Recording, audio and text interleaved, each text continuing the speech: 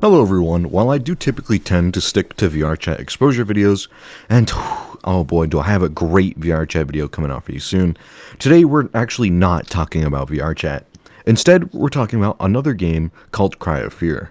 Now, I'm not sure how you would be unfamiliar with Cry of Fear, it's kind of the pinnacle of horror gaming, but if you are unfamiliar, here's what it essentially is. It's a Half-Life mod that was incredibly successful, but in case you are still lost somehow, Half-Life is a shooter FPS game that paved the way for games like TF2, Gmod, and all those other Half-Life games, Valve games. Still, Gold Source, the modding platform that uses Half-Life as its base, basically allowed modded clients of Half-Life Engine, which allowed players to create their own video games such as Cry of Fear. Cry of Fear was a masterpiece of horror, one of the most memorable, most horrifying, story-driven, well-made experiences ever.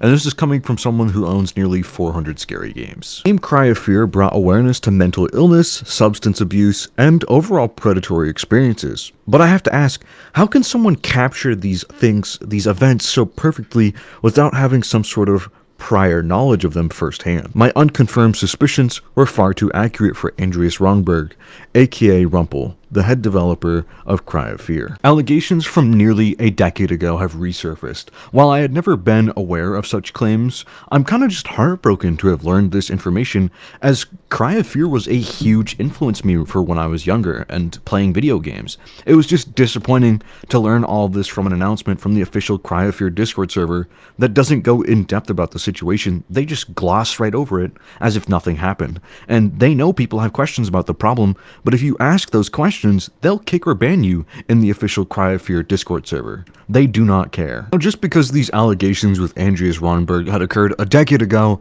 it doesn't mean that it can't be spoken about or that it can't be addressed. I'd also like to say that alcoholism, overdoses, antidepressants, these things cannot erase the fact that illegal things have allegedly transpired with someone below the legal age of consent. As Andreas' response states on screen here, he cannot be held responsible because all of these things were done while he was under the influence of drugs or alcohol, but that is just not how it works. Also, the 44 shower react emotes really got me dying. A well-made video by Leon Talks A Lot on YouTube goes more in depth about the allegations that Andreas faces. Still, this video is essentially the Cliff Note version of the Google Drive that Leon uses to expose Andreas' horrifying actions. And let me tell you, they are horrifying. This video is constantly threatened with YouTube privacy claims from Andreas Ronberg, aka Rumple, who gets very upset about others publicly discussing his allegations if they aren't in his favor. He became so upset about Leon's video that he did in fact privacy claim Leon's video and get it removed from pretty much several areas around the world. Posted last week going over the allegations made against Rumple, aka Andreas Ronberg, the creator of Cry of Fear, has now been blocked in the EU and is no longer available in Austria, Belgium, Bulgaria, Croatia, Cyprus, Czech Republic, Denmark, Estonia, Finland, France, Germany, Greece, Hungary, Iceland, Ireland, Italy, Latvia, Liechtenstein, Lithuania, Luxembourg, Malta, Netherlands, Norway, Poland, Portugal, Romania, Slovakia, Slovenia, Spain, Sweden, and finally, Switzerland. This is because Rumple filed a privacy complaint against my video, claiming that it was infringing on his privacy, and YouTube agreed. In the email sent to me by YouTube, all of the timestamps point directly towards the incredibly disturbing voice messages that Rumple sent to Victim 2. Now, originally when I received this privacy complaint, I went, surely YouTube will see reason. Well, YouTube didn't see reason, because we learned that YouTube has actually chosen to side with Rumple, not a big shocker, and Andreas continues to live in denial and continues to use that excuse of being under the influence. It controls my actions. But here's the thing though, Rumple. Just because you were under the influence, those allegations of all those things that you did to those people, or with those people, it doesn't just magically disappear. Also, Andreas, if you are seeing this, drugs, alcohol, whatever it may be, again, none of it is an excuse. Nothing is an excuse when it comes down to the safety of children IRL and online. Also, privacy complaints against people trying to spread the word about your misdeeds is next level scumbaggery. In the Rumple Responded video by Leon, there was a comment pinned by Leon themselves underneath this video in particular by a user named Toxic. And unironically, this person is seemingly toxic. Wow, who would have guessed, huh? It starts off by stating that Leon Toxlot is a scum, like bro's General Grievous or something. I don't freaking, what? And then Toxic claims that Andreas explained the context of the situation. Where? Where did Andreas explain anything? Where did he explain the context other than saying, oh, my drugs made me do it? Bro, not on his server announcement, not in any sort of announcement. He literally just said, oh yeah, these people are releasing this information. They're making it seem like I'm a bad dude because I had inappropriate conversations while being under the influence. I can't be held accountable for that. Dude, literally, it's not an excuse. I've never been intoxicated. I've never been under the influence or done drugs or anything like that. But I'll be honest with you, this is bull crap, baloney. It was Rumpel's choice to take those drugs in the first place. It wasn't involuntary, it wasn't forced upon Rumpel, and it just takes one measly little Google search to see that you can and should be held accountable for your actions, Rumpel, even if under the influence of drugs or alcohol. Just search it up. There is a second response from Andreas here, aka Rumpel, and essentially it boils down to a statement designed to make him look good. It's a save face, ultimately, and a lot of people did wind up siding with Rumpel on TikTok when he released this statement. To my own surprise as well.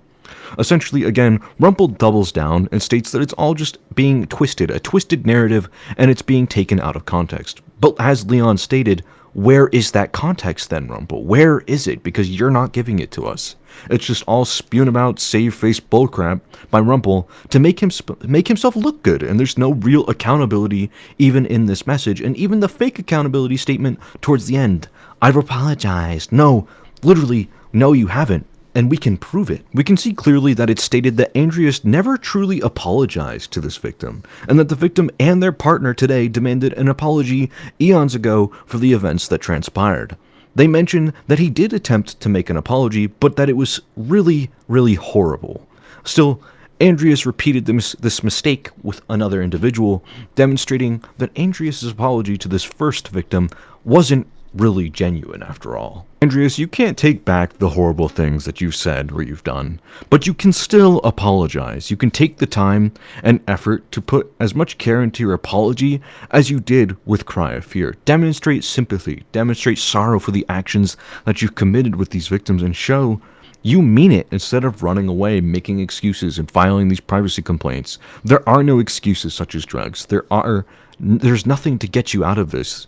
And calling others stalkers, this game won't work for you. Time waits for no one. That being said, let's go ahead and get into the proof and the receipts of things happening with Andreas and the victim. First victim is named Sanit, as they are called. They had met Andreas/Rumpel on Facebook. Facebook. They were 17, close to turning 18, but they had reached out to the official Cry of Fear page for a photo project. They'd studied photography in their hometown, so this became pretty much the perfect opportunity for Sanit to create a project that compared reality to fiction. So they sought out permission to make sure that this was fine with the creator of Cry of Fear. So Andreas suddenly contacted Sanit, the victim, and agreed to allow Sanit to make this project a reality. Andreas wanted to take this conversation a bit further by essentially asking for the victim's Skype, so Sanit, being a huge fan, decided to give up that Skype. As we keep going, we learn that although things started off innocently enough, Andreas suggested that they do a fan meetup with this victim where he would take Sanit out for dinner. This is essentially just asking to go on a date, in my opinion. It's really weird. Either way, Andreas decides to butter up Sanit and states that he doesn't have many fans like Sanit who live in Sweden. As Sanit states, back then they used to go as female, and so Andreas saw Sanit as this young fangirl. It's just really creepy. Why do you need this young girl's Skype to discuss their project with you? Andreas, why do you need to take her out on a date? Because I'll tell you right now, you don't have to. You can just give permission to make the project. It's not that hard to do. All this other stuff is just your personal controlling weirdo agenda. It's creepy. After Sanit met with Andreas, he began flirting and commenting about them being a, quote, cute fan of his, which is pretty groomer-like if you ask me. Andreas was worried about his girlfriend finding out about this individual and continued to worry about her getting jealous. Andreas explains that he was losing interest in his girlfriend and was now interested in this victim instead. Being that hopeless romantic that Sanit is, they decided to give it a shot. But things took a turn for the worse, and Andreas Rumpel began getting very explicit with this victim. He knew that they were lonely and were having a rough time at school, and that they just genuinely needed somebody. In this case, Andreas took advantage of this trust and of this fact and solicited explicit photos from his victim. As the victim turned 18, Andreas again tried to urge this victim to meet up with him so that he could do specifically explicit activities with them. Andreas tells us that his girlfriend isn't giving him the touch he needs, so now he needs to request it from this fan who is actively being manipulated in this situation. This can be proven that it occurred as Santa had actually posted a Reddit post asking the question, "Me, 18F, is having an explicit relationship with my 24M idol, and he has a girlfriend of 4 years." This post was on Reddit 9 years ago. Prove this account belongs to Santa. They post a screenshot of themselves being logged in here. So, it's definitely their account. In this next screenshot, which is translated from the bottom image, we can see that Andreas is giving relationship advice to this victim, reassuring them that they'll find someone who lives in their area. But I have to ask, why are you giving relationship advice to someone that's 6 years younger than you? And don't you already have a partner? You literally proposed to your girlfriend on a Facebook post not too long ago before this. What was the point of proposing if you're just going to go behind her back and cheat? Andreas begins asking this victim if they've tried Tinder or perhaps typing to someone random on Facebook. But here's the thing about Facebook. If you type to someone random on Facebook, they could be a minion enthusiast or a killer or murderer. Either way, don't use Facebook. Also, Andreas talks about how he would have been in a relationship with Santa, the victim, had he been single when Santa had written to him about their project. But Santa didn't write to get into a relationship with you, Andreas. They were working on their school project. So you're telling me you would have gotten into a relationship with someone 6 years younger than you, Andreas? You are disgusting, dude. You're a fraud. Also, why are you talking about dating apps with this victim that you've been manipulating openly? This next bit is very concerning. As you can see here, Andreas is talking about Tinder being fun and talks about, quote, nabbing someone, which is a very weird way to say that he's grabbing someone. But dude, what are you, a kidnapper? Well, I guess you do allegedly like napping with kids, so I guess it sort of checks out. Anyways, as stated in the conversation here, Andreas states, "No, I was just curious what the whole thing with Tinder was, and who wouldn't want to have with you?" Like, dude, what? This is someone that you've actively been taking advantage of for a very long time.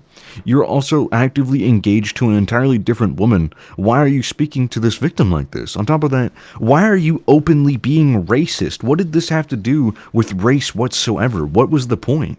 You're a horrible human being. Andreas talks about Santa, the victim, being a boy magnet, and himself being a magnet, but then states that he's, quote, the biggest weirdo but manages either way. My brother, at least you can see that you're a weirdo. It's disgusting. You've taken advantage of this person, Andreas, and the evidence is right here in front of our faces. How long can you continue to live in denial? It genuinely amazes me. In this next text, we learn that Andreas enjoys it when people admire the work or the things that he does. He also enjoys his fans a little too much. He thinks his fans are hot. Yeah, you heard me right. He thinks his fans are hot. And he admits to this, and he enjoys that this person is Swede. I don't know what that means. I think it means Swedish. But he enjoys explicitly finding someone like this because, as stated in Andreas' own words, "I haven't managed to find another Swede who's good looking." Dude, you're a predator. Now, Andreas goes ahead and starts talking about this victim getting rid of their V-card with someone that actually looks good. This is disgusting. As someone who once admired your work and admired your games as well, I'm not just disappointed, I'm appalled and taken back by your actions. You were an inspiration to me, and now you are no longer an inspiration. In fact, you are the entire opposite. You are everything that I despise. There is no need to talk about these sort of things with someone who is 6 years younger than you. You're a creeper, and this person's a victim, and that's what it is. Disgusting cherry on top of this all, you asked for a picture pledge of this victim. If they leaked the information about your new upcoming games, you would leak the picture of them in return.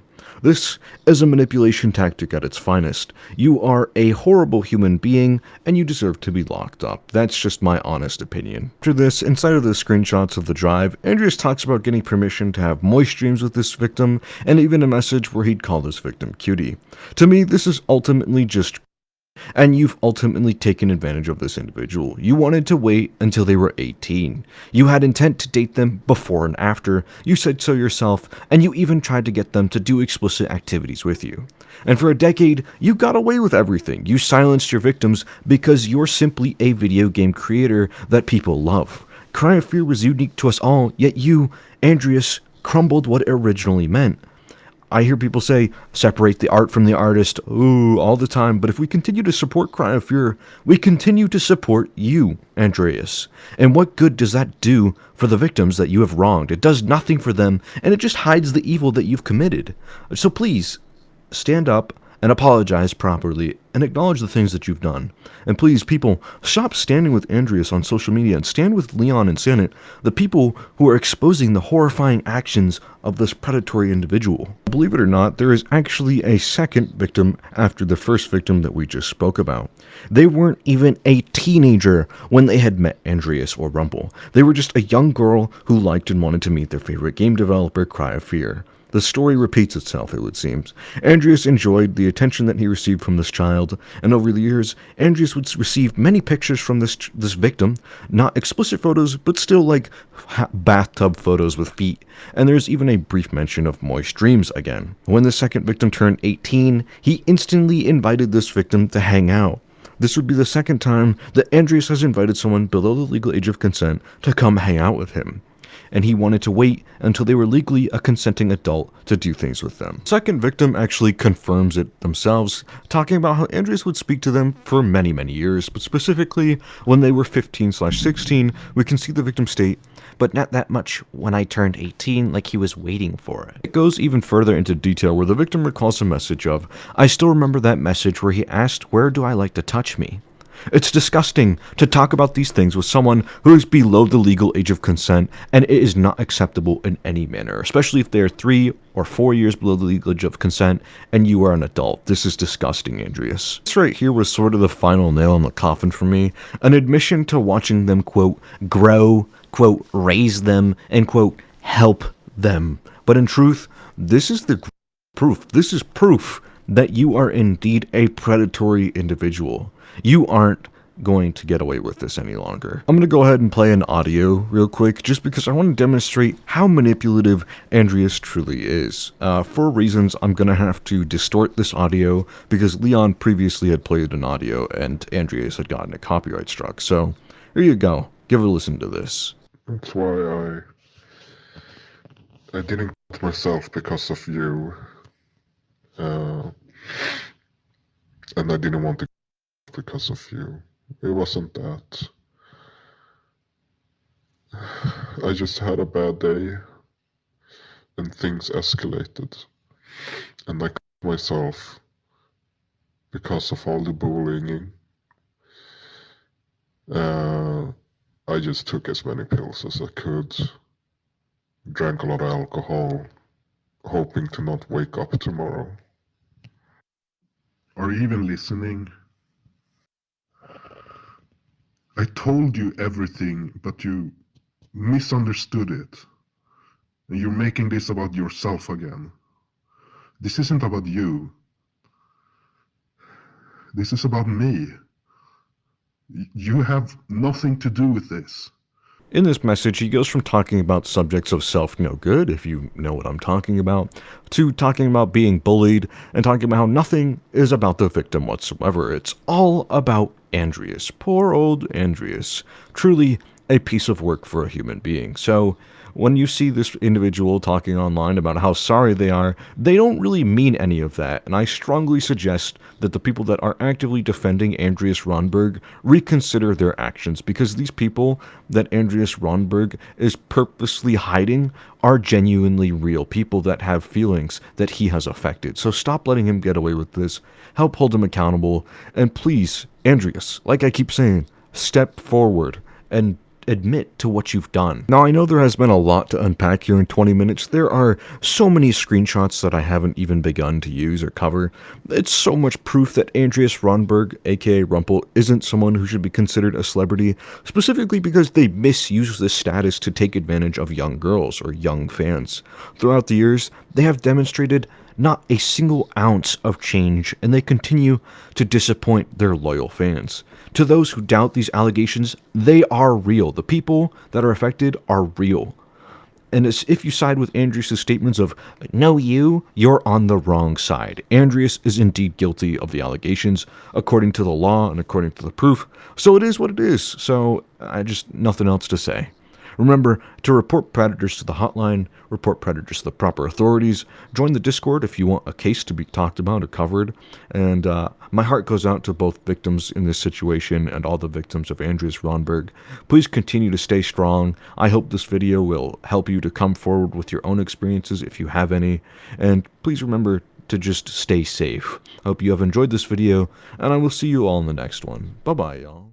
Or maybe I should call you by your online identity, Sileskios.